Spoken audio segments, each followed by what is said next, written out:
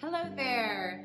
Paula Carnero-Cox here from WonderBotz, and I'm thrilled to announce that we're joining forces with SS&C Blue Prism in December for a webinar about supply chain optimization.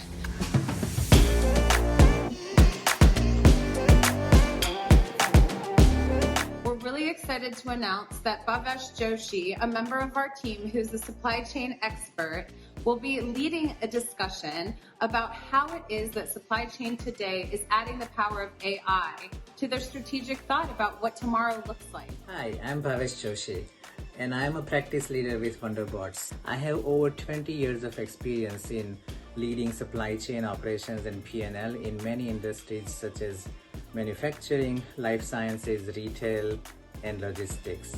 Now, we all know that SLAs have changed, supply chain has gotten more rigorous, and consumers demand things like 1 to 2 business days thanks to Amazon and dropship delivery changes. So Bhavesh will be diving into that and more, and how AI and automation has changed the way we look at supply chain optimization. For any of the other areas that you may want to know more about, please let me know. Write to me on LinkedIn or my email ID. And we'll actually have live Q&A during that webinar as well.